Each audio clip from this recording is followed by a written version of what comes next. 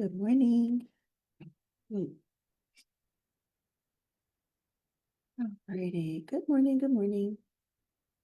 Happy Wednesday, everyone. Um, Thank you so much for joining me. My name is Jillian Conley. I'm the VP of Marketing for the CEO Woman. And this morning, I want to talk to you a little bit about sales. And more specifically, I wanted to talk about overcoming objections like a pro. So when it comes to our businesses, nobody can speak more intelligently about our businesses than us as the owners, which means we need to be prepared for the different types of objections that are going to come our way when selling our products or services to the community. And so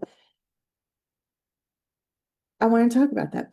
I want to talk about objections because no matter what you sell, you've heard them. You've heard people say it's too expensive, or I need to think about it, or now's not a good time. But here's the truth is that we might receive their objection as a rejection, but it's not. Oftentimes, the rejection that you receive is actually a request for clarity. And the way you respond can either build trust really, really fast, or it can make people shut down. So, excuse me. So, by the end of today's live, my goal is for you and I to be able to feel really good about a simple framework to respond to objections without getting awkward or defensive or salesy. So we're going to work through it together. So if you're joining me live, welcome to the party. If you're watching the replay, let us know. And also would love to know what objections you've experienced that might have caught you off guard and how you overcame those in the moment. So today, for this first part, is I want to discuss having like reframing objections, what they really mean. And I think that it's safe to say that most objections fall into one of four categories. It's usually about value, trust, timing, or like fit or authority. So what I mean by that is like most objections will fall into the category of value. Like you'll hear them say, is it worth it? Or if it's a trust question, they're going to say something like, will this work for me or us or whatever it is that they're getting? If it's a timing conversation or objection, it's going to be something like, I don't know if this is the right time. And if it's a fit or authority conversation, they're looking to know, are you the right solution or do I need to decide this? Like they need guidance in that. So if you can correctly identify what bucket their objections falling into, you can respond with precision instead of panic. And I think that this is really important to note that this is a skill set that has to be sharpened. You have to practice this so that you're not getting tongue-tied and you're not getting awkward in the moment when you're like put off by the thing that they're objecting. So I would love for you, if you're open to it, my dog would like to play too.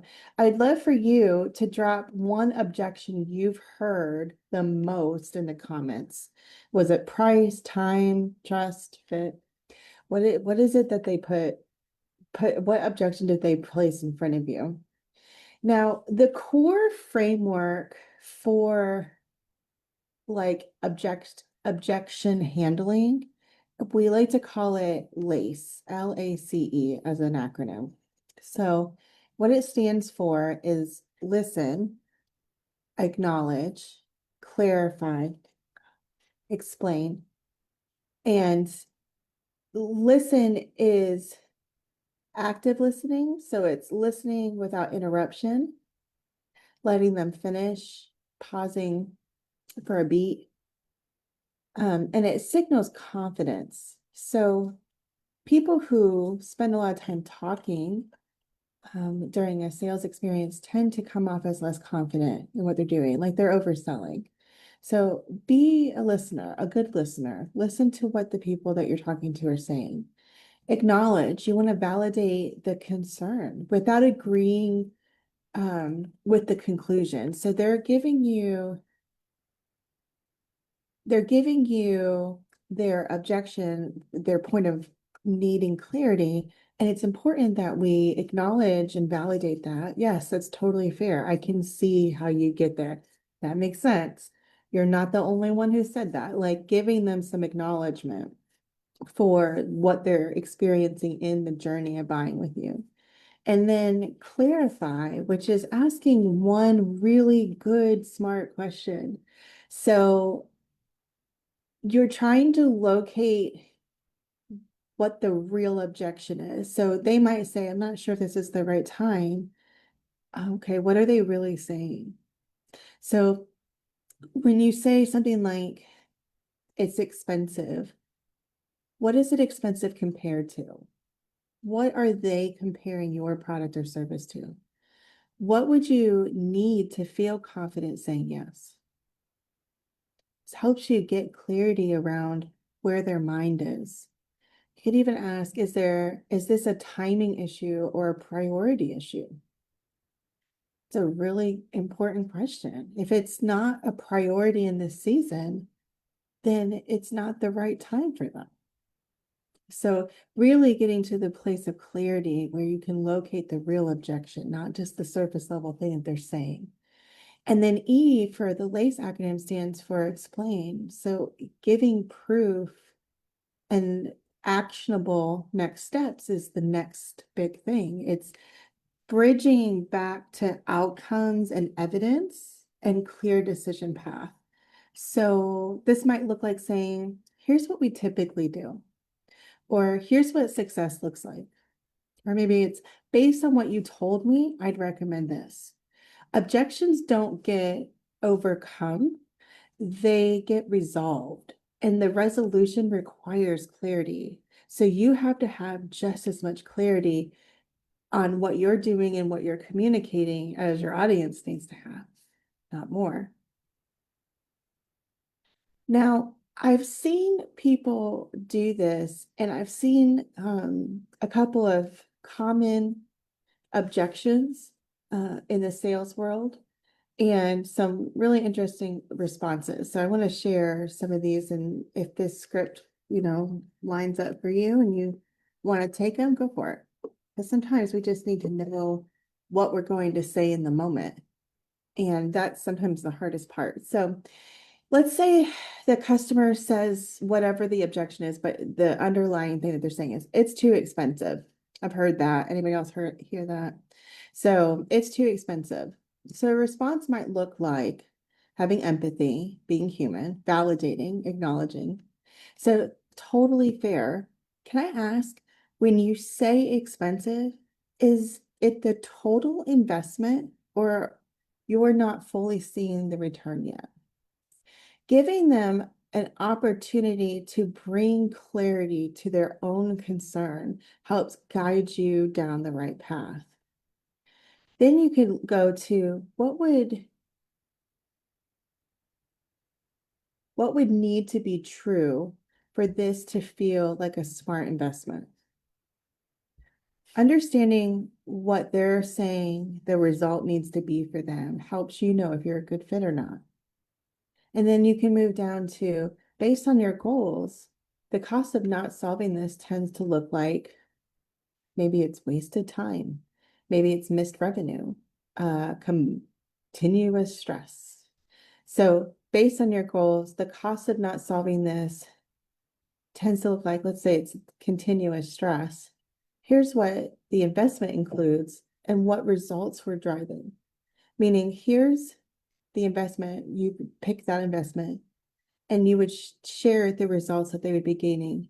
So if what you do is, like in our team, we're a marketing department, we are not doing anything that you can't do as the owner of your business. But what we are doing is everything that you should not be doing when you're running a business. We're taking away the work and getting it done on your behalf in order for you to be able to spend more time working on developing and growing your business as the CEO. So knowing that some services are luxury and some are necessity, helps you with your conversation because we're a luxury service. If your business is in the very start of its existence and you don't have any capital to work with, you're not going to have that luxury of having a team to do your marketing for you. But if you've been an established business, you're able to have a team to do your marketing for you. And what that looks like is freeing up the client's mental and physical load so that they can focus on the other things that drive revenue. And we get the work done on their behalf within their brand, and they don't have to worry about missing a beat because it's going to keep operating for them. So this allows us to go, when they say the price is too high, we're less than a team. Financially, you couldn't hire one employee for the cost of our whole team. We're so much more affordable, and we have more than a decade, everyone, of experience on our team. So when you think about what would that overcoming piece be, for us, that would be an example. It's too expensive. I hear that. But if you're going to do our program, we're going to find the money with you. That's the whole point to help you grow. So thinking about that, what is the point of your program, your service you're offering, and what transformation are you taking them on? Now, you might have heard them say, I need to think about it. You want to still practice the L.A.C.E, right? You still want to practice. So you want to acknowledge, they say, I need to think about it. So your response might be like, absolutely. Most, most people do. Most people need to take a minute to process it. What do you think about, or when you think about it, is there something specific that you're trying to decide on that I can help bring clarity to? You'd be surprised at how valuable questions that are open-ended can be. And then maybe it's giving them a confidence question, like testing the water. Like, are you wondering between if you're going to have the return on investment? Is this a budgeting question or a timing question? And that opens them up to giving them a chance to tell you where they're actually sitting. It may not be a budget question. It may just be timing. They're juggling a lot at home, plus their business, but they know they need this, but they know it's going to cost some time now that they don't have. And really being able to get into that with them is what helps build trust in those conversations. And if you want like an optional close out of the, I need to think about it. If it helps, we can set a quick decision check-in. Do you want to reconnect in 48 hours or next week or whatever? Pick a time. And you can call it whatever you want to call it, but let's do a check-in just in case there's more questions. Being willing to follow up with them and follow through helps relieve the pressure of I need to think about it, because we don't want them overthinking. We don't want them underthinking. We want to hit them in the sweet spot of decision making. Another objection that I've heard is, let me talk to my spouse, partner, and team. um,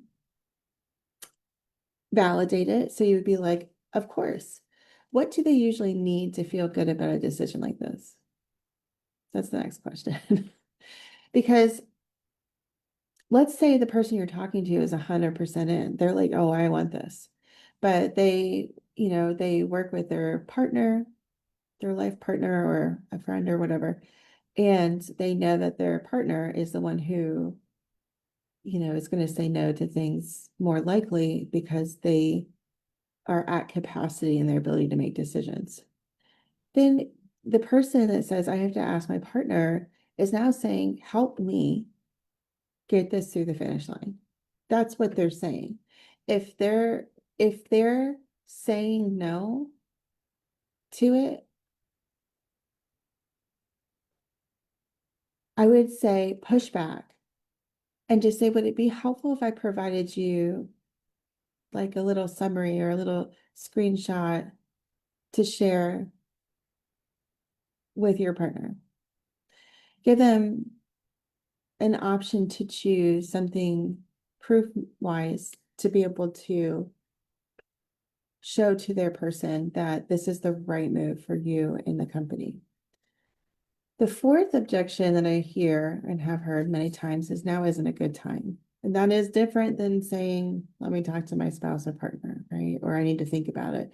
Now isn't a good time is a big objection. That's a tough one because how are we going to question their capacity? Who are we to do that?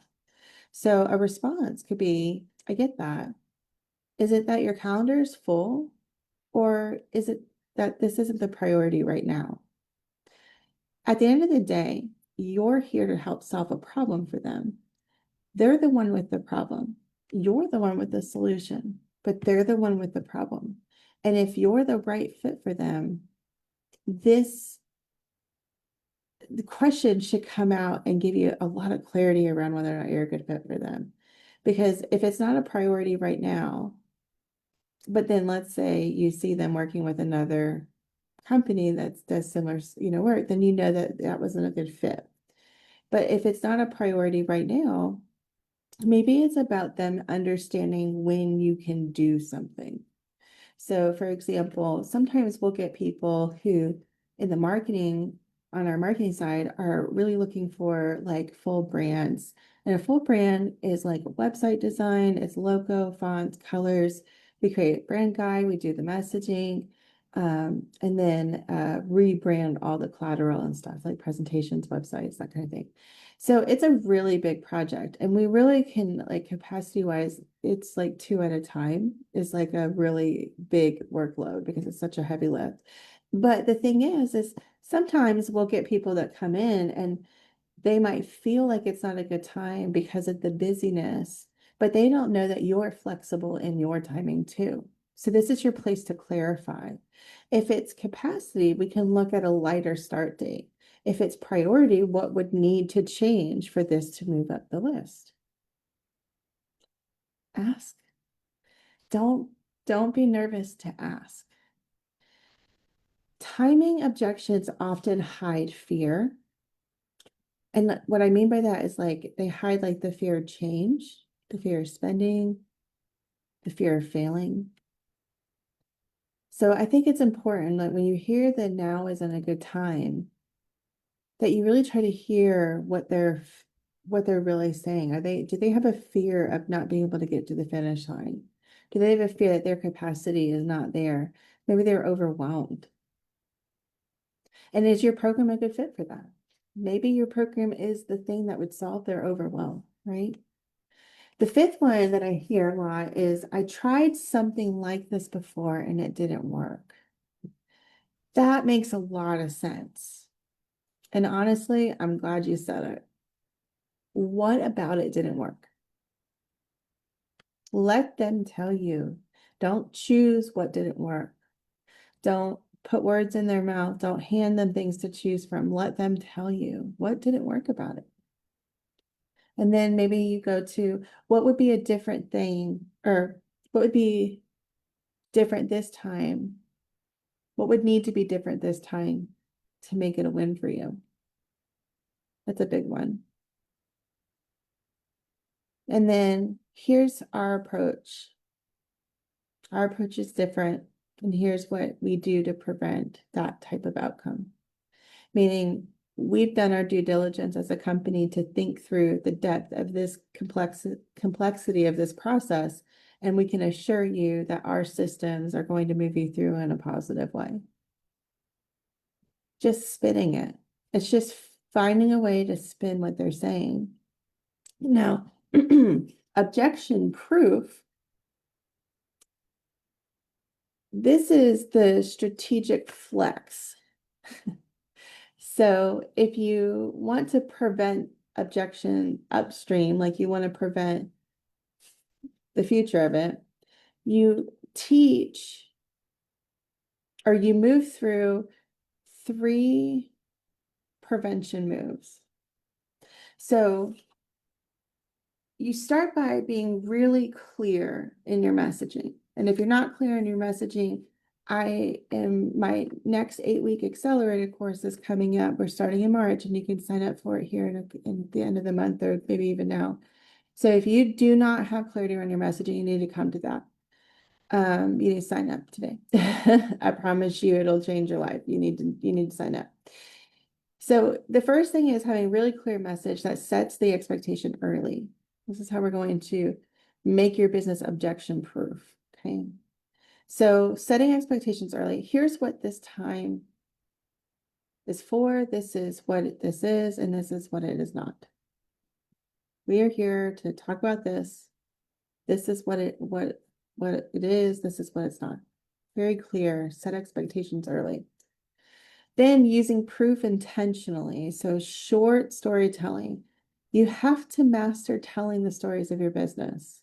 So practice them. Practice telling those stories. Stand in the mirror, record yourself on Zoom. Practice telling your story of your clients' successes, of the impact that you've had as a business, of your overall successes, whatever aligns with the audience that you're trying to connect with. Practice telling those stories. Have a folder, digitally or in print or both, that has specific results in it.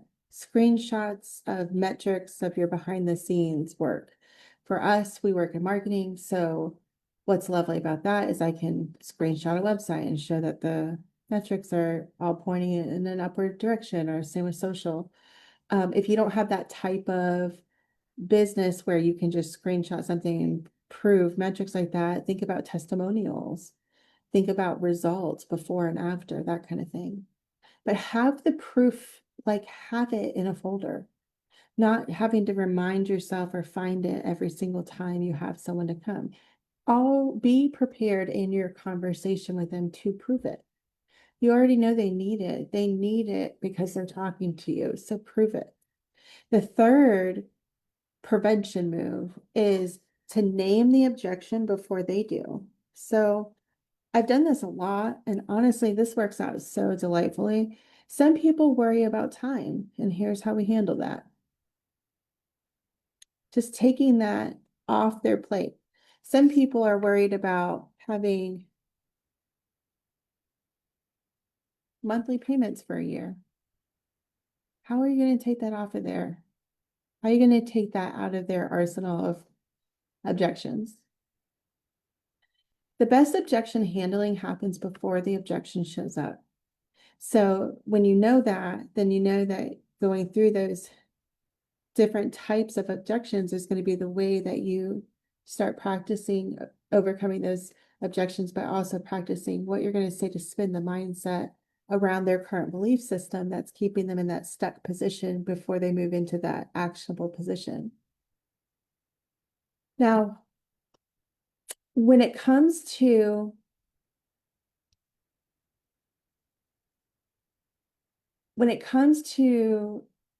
using the LACE acronym in real time, the first thing, like the format for that, like the way you would do that is you would start with, which bucket is this?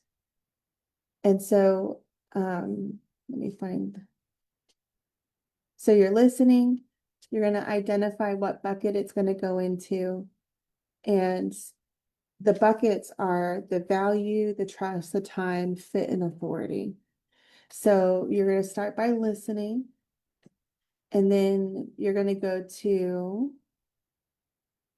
like, which bucket is this? And then what's my clarifying question for that bucket? So time, value, what's your clarifying question? And then what proof would you use? And then what's the next step that you offer? So if you're walking through the process and trying to map it out, try that. Which bucket is this going to fall into? Then what's the clarifying question? What's the proof? And what's the next step in the offer? So for some people, the next step might actually be like directly purchasing. So you get clarity leads to purchasing, maybe a product giving them the response that they need lands there. But for some, you have to still pre-qualify your client and you need to meet with them. So that direct next step might be to book a discovery call with you. So be mindful that it's okay if that next step isn't a purchasing step, but it needs to be very clear. And the final thing to remember, like as we close, is that Objections are not a no, they're just a signal. And when you listen, acknowledge, clarify, and explain, sales becomes about trust building in the conversation. It's not about who's got something better or competitive, like tug of war kind of energy. So when you're thinking about what you're going to do when you're overcoming, when you're with a client and they give you an objection and what you're going to respond with and what that proof is going to look like, remember that you don't need to do anything bold or drastic. What you want to do is you want to do things that are mindful and things that are specific to the client that you're speaking to. So I say take some time, write out what objections you're used to having, decide what buckets they go into, and then go organize your proof. Get organized. And then identify what your call to action is. Maybe you have a transitional call to action and a direct call to action. Transitionally be like you tell them that you want them to sign up for your newsletter. Maybe they're not ready for your direct call to action, which is to directly work with you or purchase. On the flip side, if it's a direct call to action, that means that they are actively doing something to engage and connect with you from like a sales perspective. So if it is booking a call with you, great, then make sure your calendar link is there and working and connected. And then if it's making a purchase of a package and then working with you, it needs to say buy now or some kind of like, really, here you go, next up, click, click, click. Now,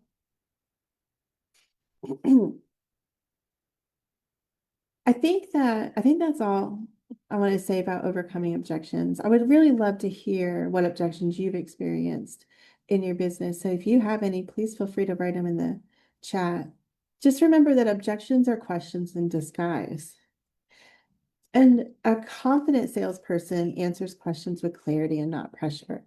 So it's not about getting defensive or trying to over explain. It's about explaining just enough, giving exactly what they need to be able to think through that decision that they're trying to make and make a confident decision to purchase. So that's all for today. I hope this was helpful for you. Um, if you're watching the replay, say hey, let us know. I'll come back and check it, and we'll see you all next week. Have a great day.